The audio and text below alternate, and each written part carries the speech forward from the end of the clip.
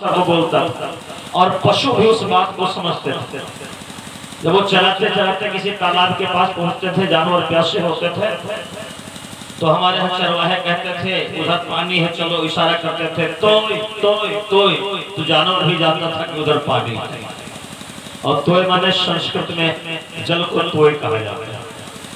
तो कभी ये था कि ये भाषा जन जन में संव्याप्त थी। मुझे कथा याद आती है कि एक बार महाराजा भोज के राज्य में एक विदेश का कोई विद्वान आया और उसने कहा मैं आपके यहाँ स्थान चाहता हूँ, कोई जगह मेरे लिए भी कोई एक स्थान चाहिए। तो महाराजा भोज ने कहा देखता हूँ मेरी धारा नगरी में अगर कोई ऐसा घर होगा जिसमें कोई विद्वान नहीं होगा तो मैं तुमको वो स्थान दे दूंगा। तो कोई ऐसा नहीं मिला कि जो विद्वान न रहा हो, जो ज्ञानी न रहा। वो राम राज्य की चर्चा की कि वो नहीं कोई अबुध न लक्षण ही ना, सब गुण की पंडित सब ज्ञानी, सभी गुण के थे, सभी पंडित थे, सभी ज्ञानी थे। एक ये भी जमाना था। तो राजा भोज जैसे राज्य में वो भी टाइम था, बहुत खोज की गई, तलाश किया गया, तो एक जुलाहे का घर मिला जो कपड़ा बुनने का काम करता था। तो उसको लाया गया कि ये एक है जो पढ़ा लिखा नहीं है, तो इसकी गद्दी तुम पा सकते हो। उसको दरबार में पेश किया गया तो उससे पूछा गया कि भाई आपको कुछ काम भी करना आता है कि नहीं आता है? तो उसने सभा के मध्य में कहा कि काव्यम करोमि न चारुतरम करोमि यत्नम करोमि सचारुतरम करोमि। महाराज मैं कविताएं करता तो हूँ लेकिन बड़ी चतुराई के साथ साफ सुथरी नहीं कर पाता क्योंकि मेरा काम नहीं है वो। लेकिन अगर प्रयास करूं, यत्न करो सचारुतरम, अगर प्रयास करूं, प्रयत्न करूं तो चतुरता के साथ भी कविताएं कर सकता हूं। वो जो विदेश से विद्वान आया था वो हाथ जोड़कर खड़ा हुआ, कहा महाराज मुझे अब जाने दीजिए। क्यों? कहा जहाँ के जुलाहे तुम्हें विद्वान हो, वहां के जो पढ़े लिखे विद्वान है उनका स्तर कैसा होगा, एक छोटे स्तर के व्यक्ति से समझ में आता है। तो मैंने निवेदन करा था कभी वो जमाना था जब हमारी देवबाड़ी जनबाड़ी हुआ करती थी, और आज जमाना बहुत आगे निकल चुका है। और आगे कहते क्या कहते, कहाँ निकल चुका है या पिछड़ चुका है, क्या कहते हैं, इतना बदल चुका है। आगे नहीं निकल चुका लेकिन बदल चुका है। इतना जमाना बदल चुका है कि अब हमारे घरों में स्वागतम की जगह पर वेलकम आ गया है, धन्यवाद की जगह पर थैंक यू आ गया है। और हमसे कोई अगर कोई गलती हो जाती थी तो हम कम से कम 50 शब्द बोलते थे, अनुनय विनय करते थे, भाई साहब बड़ी गलती हो गई और मैं आपका अपराधी हूँ और साथ क्षमा कीजिए, मुझे ये हो गया वो हो गया। दुनिया भर की विनम्रता अपने प्रस्तुत करते थे। और आप बड़े से बड़े अपराध करें, बड़ी से बड़ी गलती करें, एक छोटा सा शब्द है बोल करके सॉरी निकल जाइए, कहानी खत्म है। ज्यादा लफड़ा पालने की क्या जरूरत है? जरा से इतना शब्द बोल दीजिए सॉरी, कहानी खत्म, सब पूरा हो गया। तो अब कहां से कहां दुनिया जा चुकी है। और ऐसे समय में उस वैदिक ज्ञान को अगर यथारूप जब पहले था वैसे ही प्रस्तुत किया जाएगा तो मुझे लगता है लोगों की समझ में नहीं आएगा।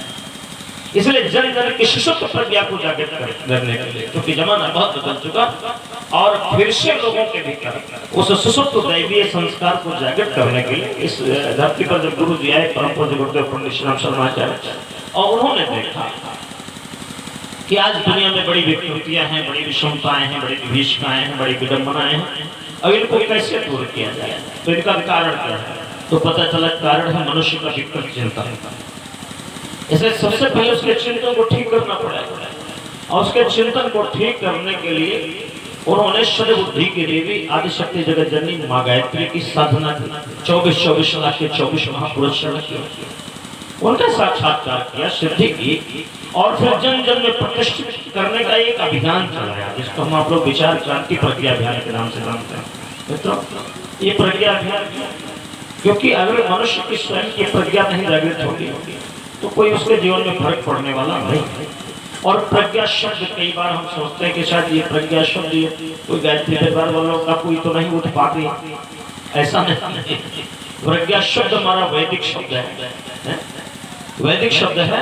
गीता में भगवान श्री कृष्ण कहते हैं, अर्जुन को समझाते हैं कि प्रज्ञावादांश भाषा गतासुर नाम सोचन्ते पंडिता।